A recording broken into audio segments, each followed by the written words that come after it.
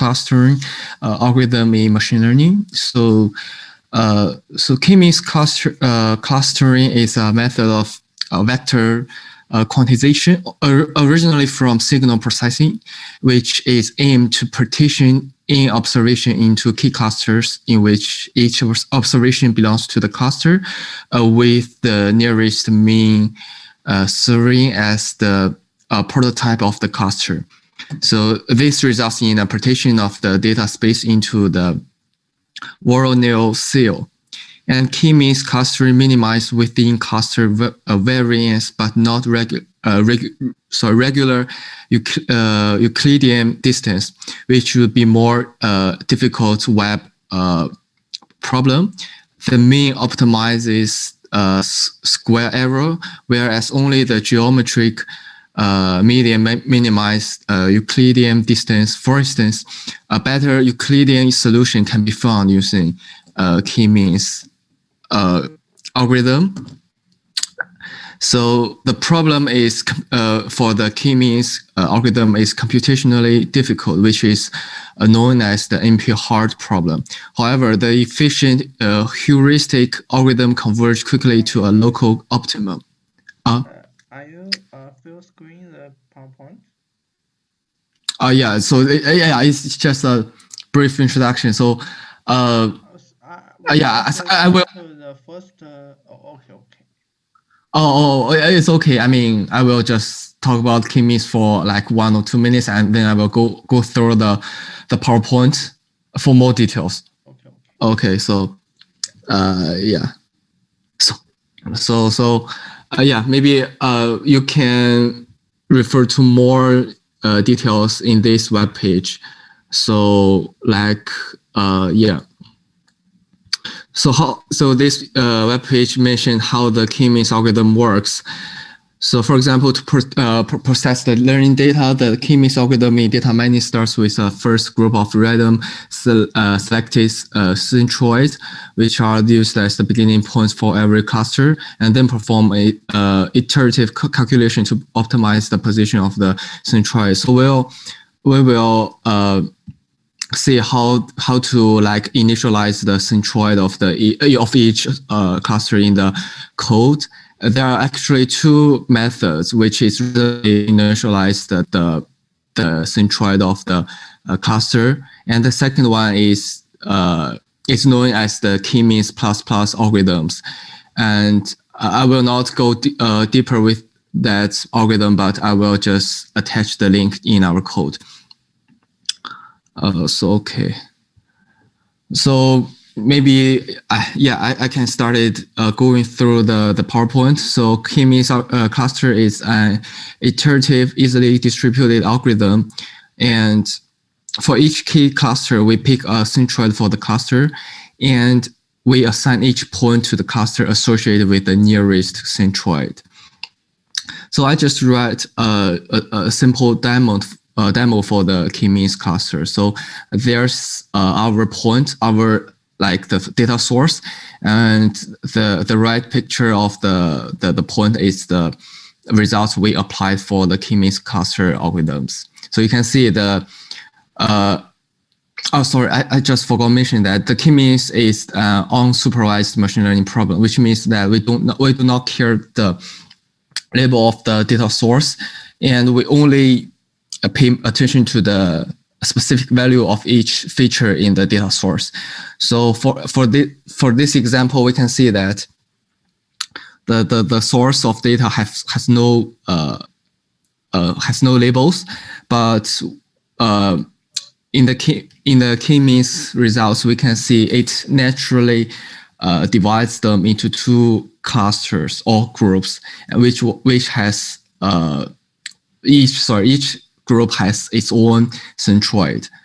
And yeah, that's the basic K-means algorithm, which I think is a little bit complicated because I mean, it's just a code from its originally aspirations. I mean, so for now we can like apply more easily a method to do the K-means algorithm. For example, we can use the Kmeans in scikit-learn. So we from scikit-learn cluster we import the Kmeans package, and from that we can initialize the settings of the Kmeans. For example, we can like require the number of cluster, and we can also specify the initialize method, and also the number of cluster initialized cluster, and also the maximum iteration, and etc. Yeah, so you can see that the results of the cluster, the results of the Kmeans is something like this. So we have different stop condition of the Kmeans. The first one is convergency. So if we apply the Kmeans turn by turn, and epoch by epoch, we finally can reach the convergency of our data. So it indicates that if we do another epoch or the turns of the Kmeans, every cluster labels remain the same. It will not change anymore. And the second stop condition is the fixed number of iteration. So typically we use it with the scikit-learn. So it is much simpler than the first one. So we have specify maybe the 50 iterations in advance when applying the Kmeans algorithms. And the third one is the user-defined tolerance for cluster quality. So in this example, the common instance is the distortion function.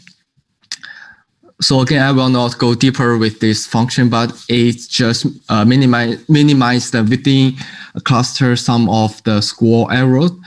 So which can be used to measure the quality of Kmeans cluster. And also another evaluation coefficient I want to specify is this. So I don't know how to speak this word, but it's just used to like evaluate the shape of the cluster. So, and it just checks if the cluster is concentrated enough or not. So we actually calculate this coefficient by this equation. So the AI just calculates the average distance between this the sample I and other samples in the same cluster, in one cluster, which means, so the smaller AI is, the more likelihood that I should be classified into this cluster. And the BI denotes the average distance of all samples from this sample I to other points in cluster CJ, and the this should be BI. So the BI is the minimum value of all the BI1, BI2, all the way to the BIJ. So this coefficient tells us that the closer SI is to 1, the more reasonable our cluster division is. So if the S1 is it's much closer to the -1, the more likelihood that the sample I should be classified into another cluster. So yeah, I will go through our node, I think. Yeah, maybe this one. So I just referred to the previous code which is posted on the GitHub, and we use our own data to run the Kmeans algorithm. So I think the results is quite satisfying. I think that the final F1 score from I obtained is 0.85 and 0.87 respectively. I think the result is satisfactory. So I will just go through this code from the beginning. Sorry for the innotation is Chinese, but I will just give you a more like detailed interpretations. So the first part of our code is just some boring setup and import procedures. So which I think is not very useful. And so this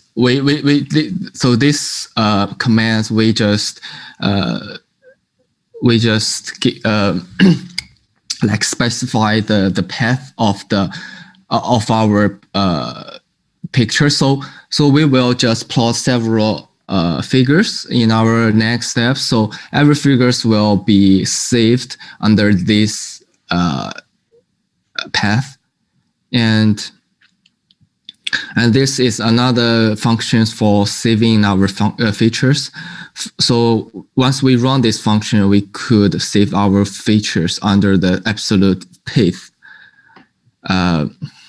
Okay, so the first command is is to read the data. So I just put the data under my path, but you can change the absolute path in your computers. And df.head is just give us some intuition of what the data look like. So the features of the data, I just label it as the upper A, upper B, all the way to the lowercase o. So, but in the future, this data, the label of this data will be interpreted as the various elements in the chemistry or in our projects. And the df.info is just to give us like an intuition that if this features or the columns has some non-values. So we can see that all the features indicates that there's no values, so that we do not need to like interpretations or do some other imputation works. And the next step is the Kmeans algorithms. So first we just drop our label data, and because this label data is like actually the true labels, right? So and also can get the labels from these columns. And so np.unique labels is to give us some just to explain that there's only two labels, -1 and 1. And also the n samples and n features could let us know the number of data and number of features in our data source. So the next step is to import metrics, evaluation metrics from the scikit-learn. So there are so many like scores in this package, but I will not go go further with all of these scores. But I would say that for the Kmeans algorithm, these scores, which I was mentioned before, is useful for the Kmeans cluster because it's just used to measure the shape of the cluster. And if this value is becoming much closer to 1, it means our performance or our Kmeans algorithm performs well. Okay, so here we define two Kmeans classifier. The first one, KM1. So this classifier, we specify the initialize method, which is k-means ++. And the second one, the initial method is the random, which means we just randomly picked every point as our centroid for each cluster.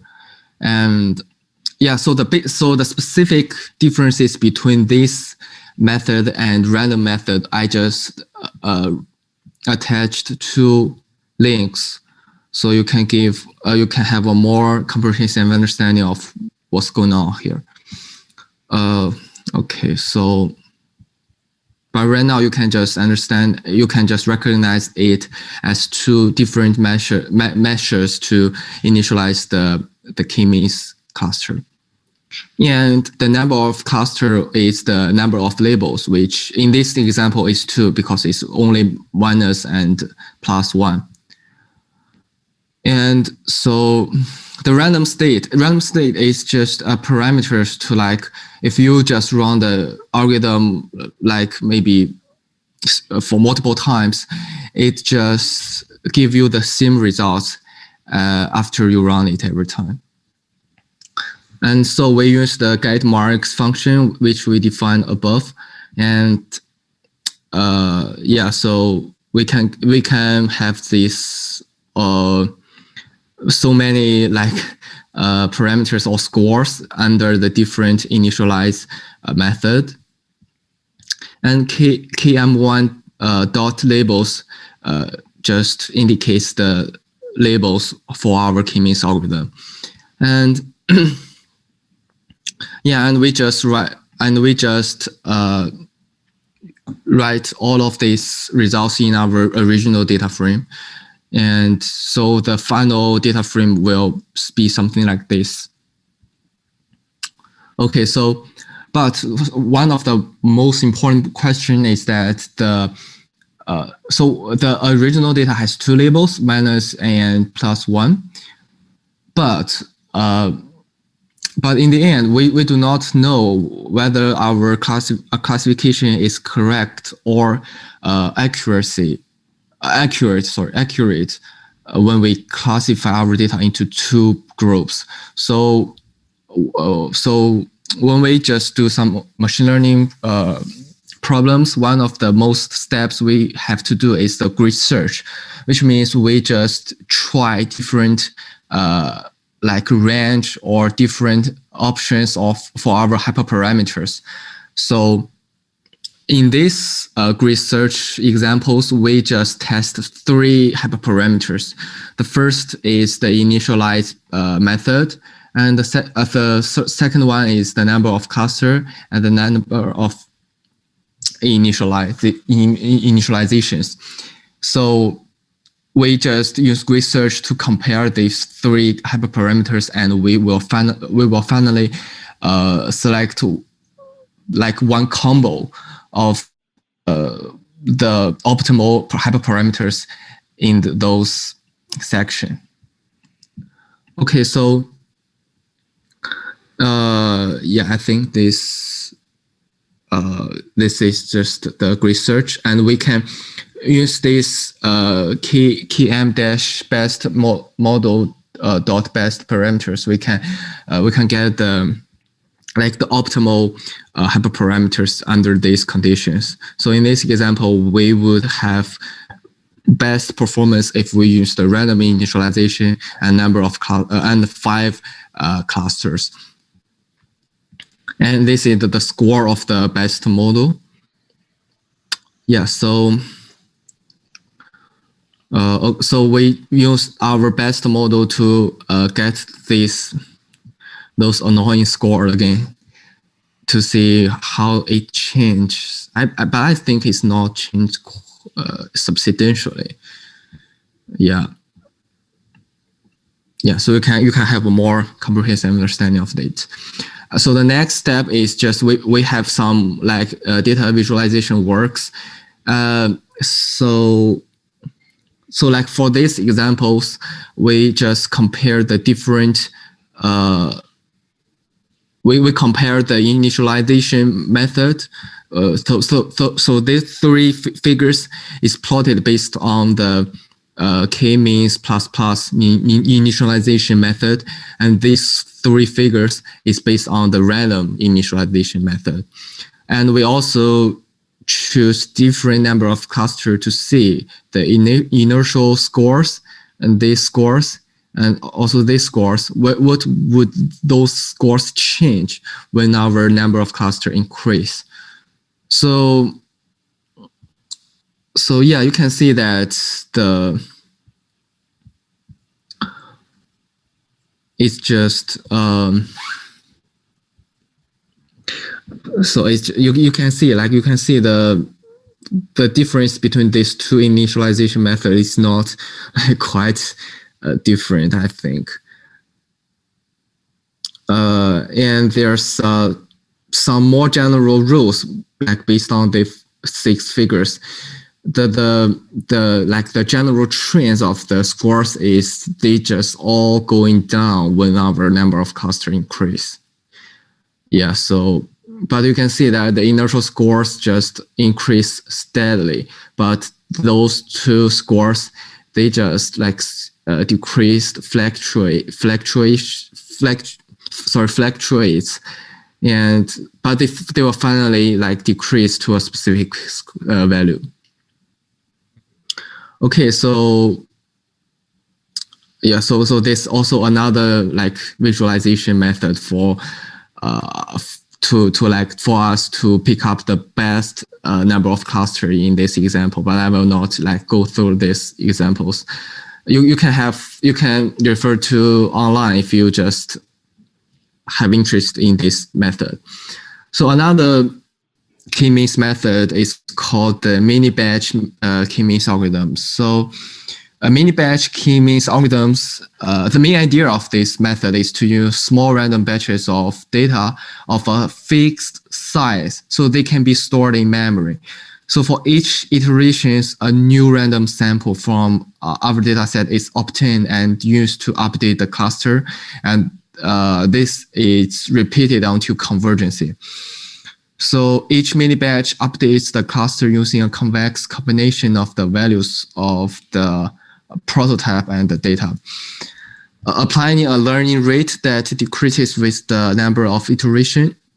This learning rate is the inverse of the number of data assigned to a cluster during the process. As the number of iterations increases, the effect of new data is reduced. So the convergency can be detected when no changes in our cluster occur in several consecutive iterations. Yes, so the empirical experience from the previous experiments just tell us that the mini batch, the time of mini batch Kmeans algorithm is much less than the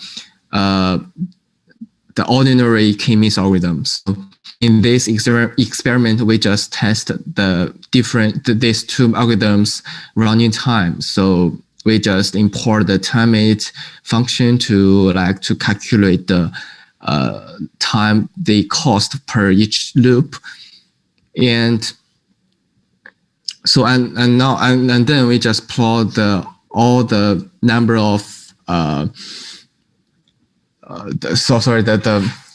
the number of time they cost for each loop. You can see the inertial score for those two methods just seems quite the same. You know, they have almost the same curve for the inertial score, but in terms of the training time for per second, we can see that the Kmeans algorithm, the mini batch Kmeans algorithm, has a big or obvious advantages over the ordinary Kmeans algorithms. Okay, so next thing I want to mention is the PCA, which is oh sorry, I just forgot the full name of PCA. Let me check.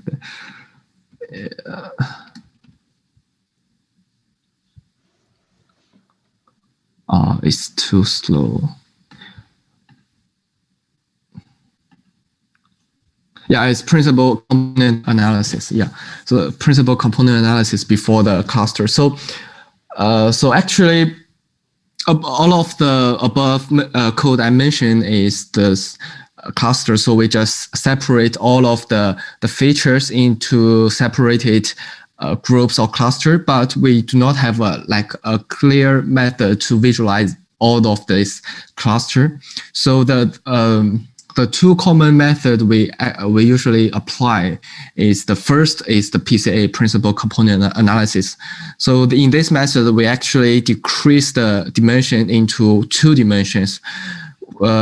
which can be visualized in the plan. You can see, you can think about that. And another data visualization method is we just randomly pick two features to do the visualization. For example, in this example, in this code we have like I don't know, maybe is 12 or 14 features. So it's very hard to visualize this all of the features in one figures, right? But what we can do is we just randomly pick two features into a plot, and we can just plot so many figures to have a more intuition about what our Kmeans algorithm perform. So but in this step, I will just talk about the first method, which is PCA. So I will just give you a short introduction to PCA. So PCA will be required to apply when we have some multi-collinear problems. So in other words, if some features in our data source have some strong correlations, we usually apply PCA to deal with it, right? So, but in our example, in our data source, we cannot see there's some strong correlations. I don't know, but so the PCA is optional, right? We can use PCA, but we can. There are some reasons we cannot use PCA, right? So if we use PCA, we can see we require the number of components of PCA is 2, and we reduce the original dimensions to 2 dimensions for our data, and we can get these scores again. And this length of the function is to check the dimension of our training data. So yeah, so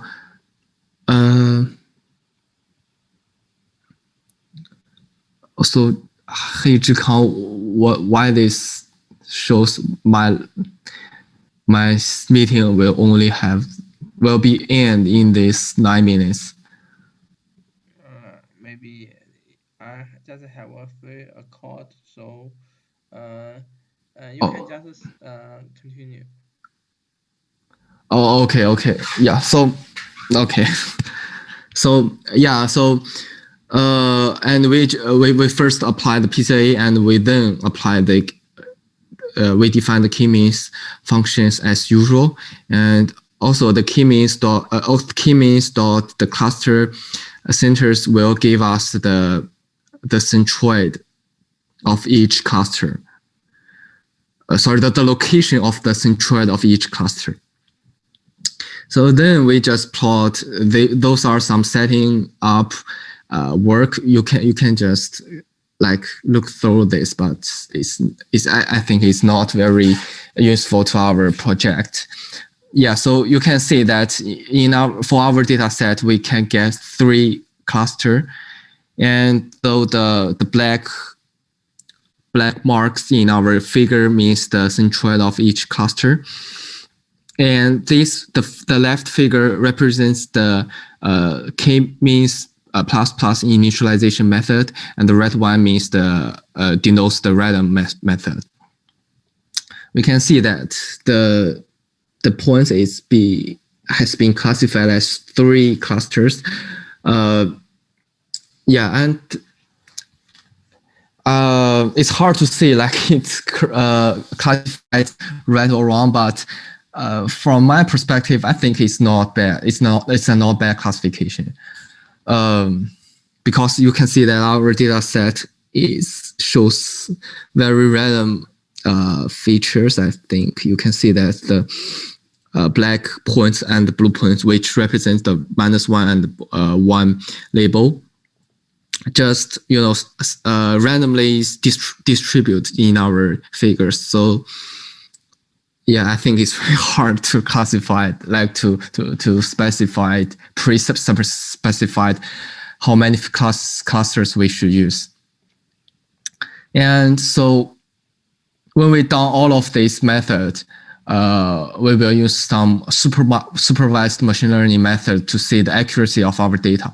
But before we go into that, I want to add some more information about our data set. So this part is not mentioned in the original code, but I think it's a need to see. I need information to know. Is that if the data set for our data set,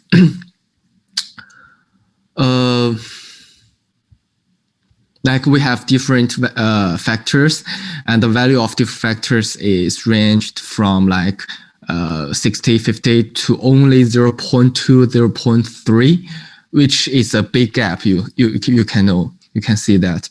So if the factor A is a really important factor that needs to be taken into our consideration. So you can just leave it alone. I mean, it's not a big it's a not big deal if you just use the original data set.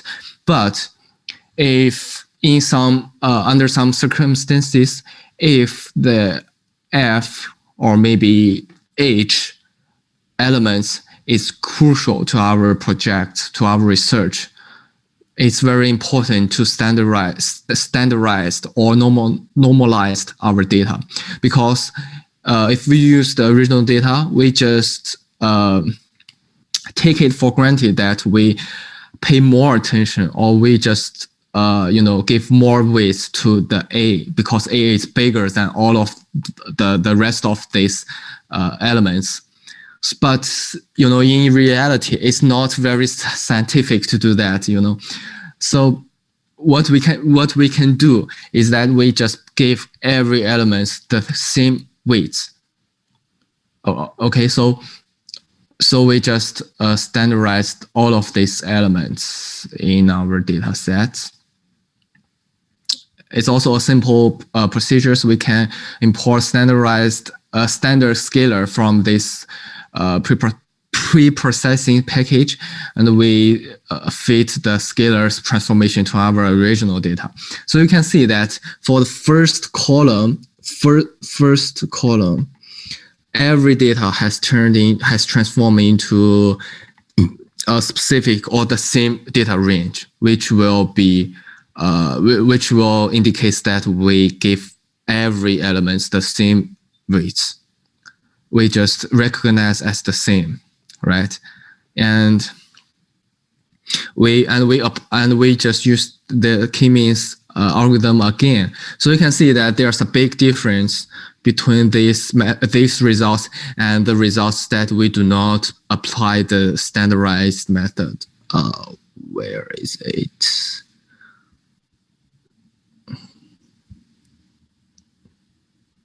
Yeah, here you can see that. You can see that the mean inertial score is just maybe the half of the original one. Like it's 6.4. It's 6.4. Blah blah blah. But in this method, it's just start with It's just it's substantial less of the score, right? So, yeah, as I indicated before, if you that the A element is much more important than the rest of the other elements, it's okay. It's totally okay to just use the original data. But like if you don't know the information, or you are not familiar with this data set, it's just quite safe to use this standardized method to pre-process your data. Okay, so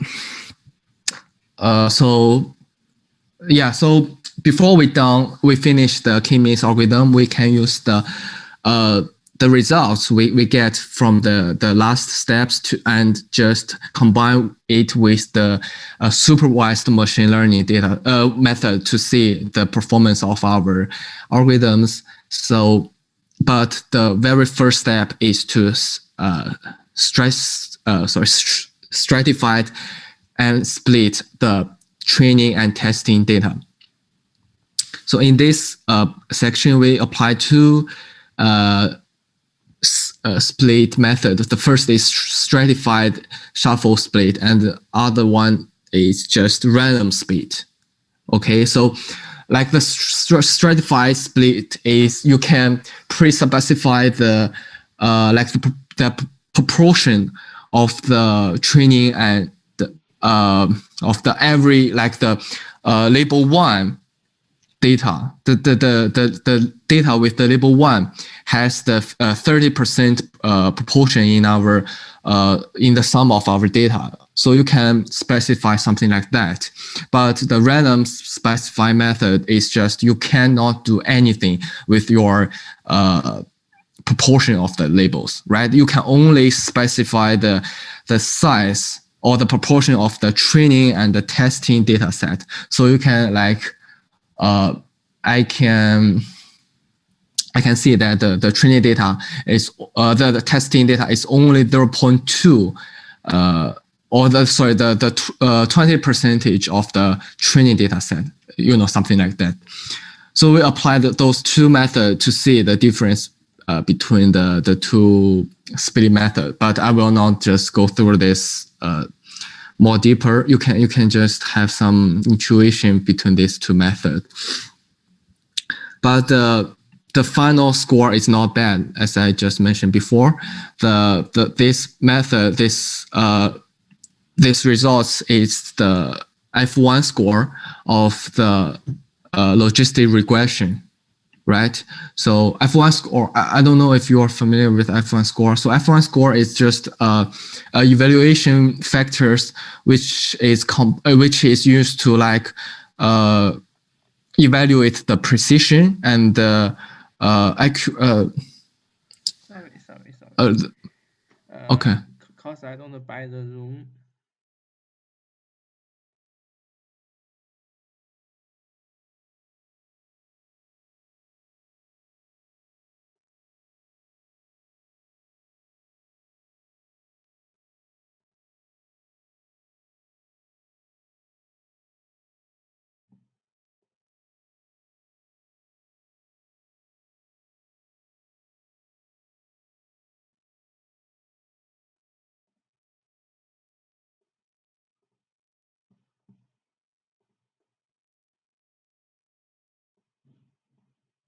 Core rate and precision rate, but it's like more numeric results from it, right? So yeah, so you can think of that. So yeah, so we have we will have some good results, which is more than 0.85. Yeah, so I think those are all of the code which is posted on the GitHub, and I just apply it based on our own data source. Okay, so the next step is I just want to talk a little bit about the encapsulated the code. I'm not sure if. Sorry, where is it?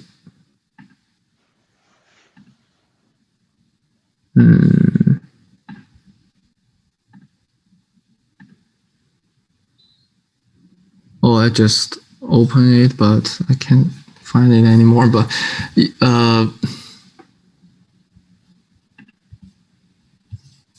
wait.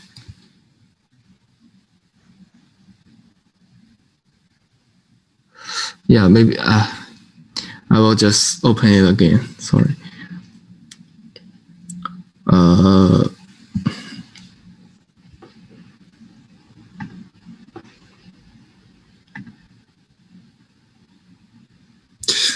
Oh, it's not old algorithm. It's new.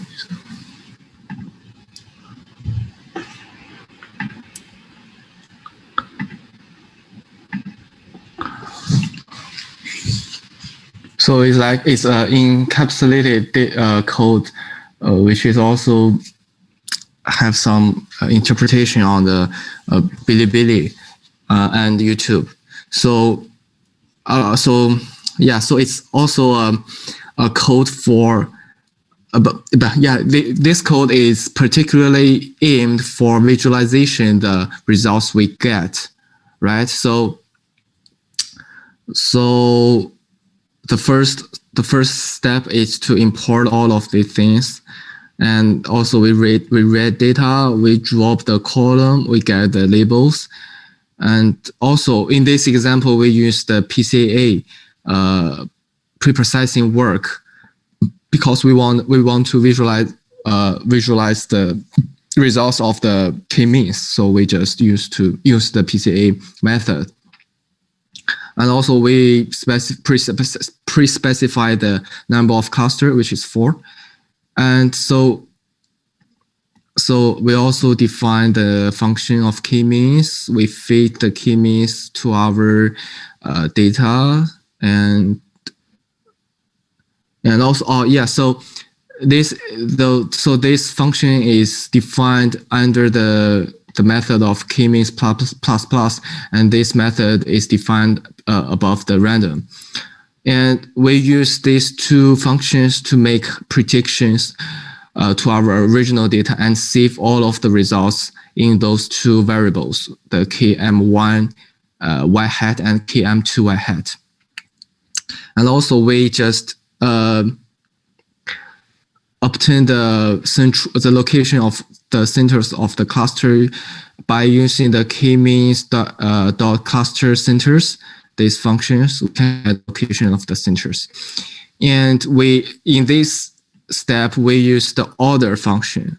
The pairwise distance augment functions to reorder the center. So what does it mean? It's just so say, for example, if you have several points and you for the function 1 like this, so you can imagine that those are some points on the left side of our screen, and on the right side there are some other points located on the right side of the screen. So for our first function, we use the Kmeans plus initialization method.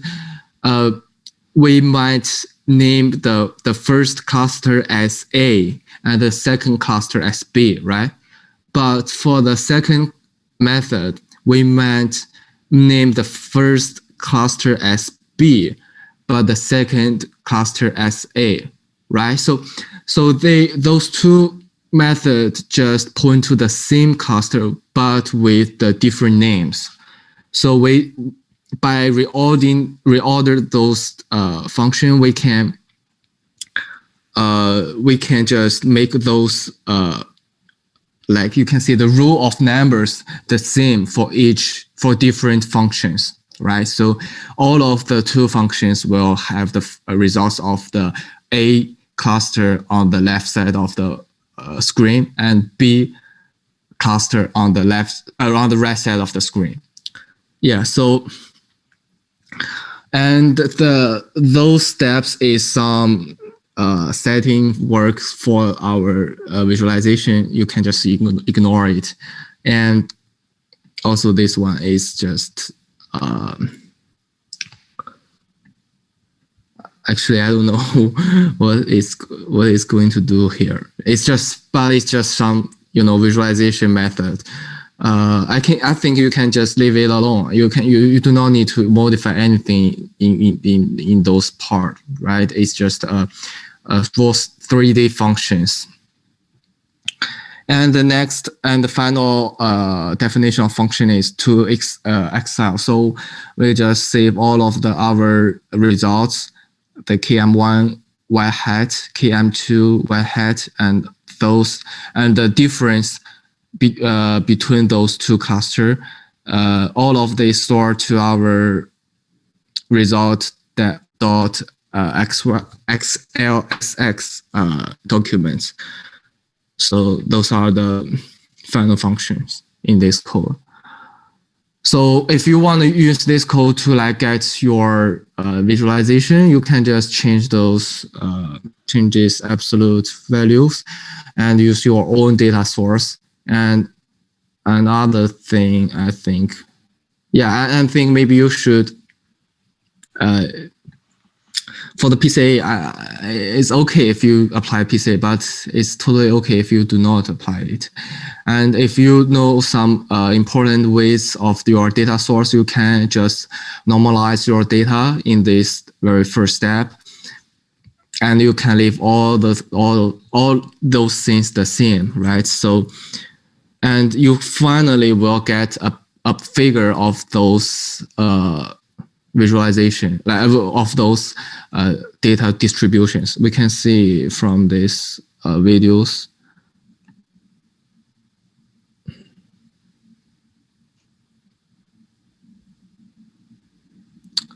Oh, it's a little bit slow.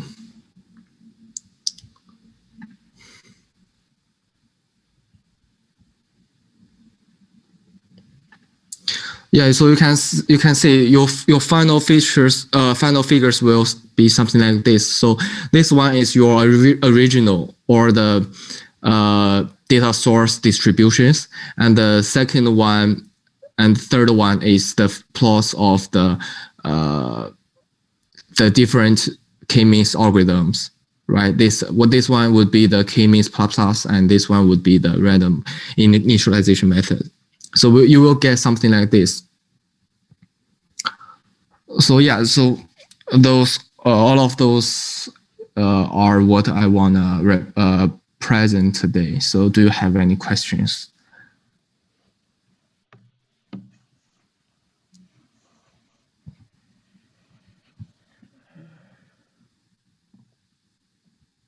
Thank you, Max. And I have a question for run the data of the our data. How many time it takes for the running of data? Oh, I think it returns the results instantly. It costs like less than 30 seconds. It just runs quite quickly. But you should know that it will cost sometimes at the grid search. Yeah, so grid search step will cost sometimes. You can see that, but it will really depends on what hyperparameters you wanted to tune, you want to adjust. Like in these examples, we only just adjust 3 hyperparameters, those 3 hyperparameters. But if you have more options or a wider data range, for example, you want to test, okay, so the number of cluster we have 1, 2, 3, 4, 5, 6, 7, 8, 9, 10, blah, blah, blah. So it will cost more time than these examples. Okay. Yeah. And I also have one question. You mentioned the mini Kmeans. Yeah, mini batch Kmeans. Mini batch Kmeans, and you just said the advance is taken less time than the original Kmeans. So, does it has any more advanced than the original Kmeans or something? So your question is, do the mini batch Kmeans have more advantages to compare to the original Kmeans rather than the running time? Yes. Yeah, but I would say no. the one of the big advantages is running time. So our data is, obviously not so big, but in some big data problems, it will be valued, important to see like the one of the one of the method is running faster than another one, which is really important in terms of the big data problems. But in our project, I think it's not so much differences if we use two methods. You can see the evaluation, the inertial performance of these two methods just look very the same, really the same. I think you can plot the other scores, not just the inertial score. You can plot the other scores to see if there's a much difference between these two methods. But I think it's just not so much differences. Okay, thank you. Maybe Mendel ask some questions. Yep.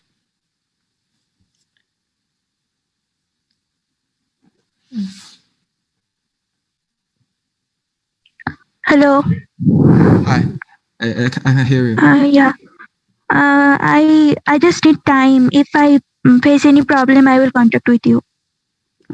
Okay, sure.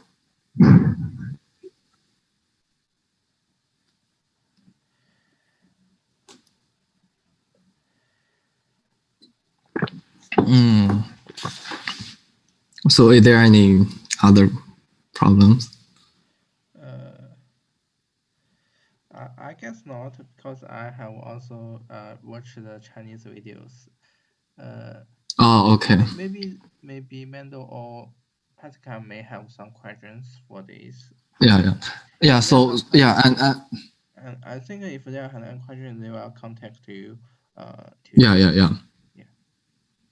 Yeah. Also, for those not who cannot present at this live videos meeting, so if you have any question, you can just contact me as you wish.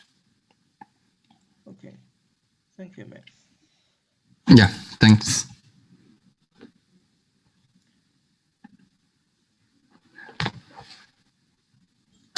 So goodbye. Have a good night. Yeah. Have a good night, guys. Goodbye.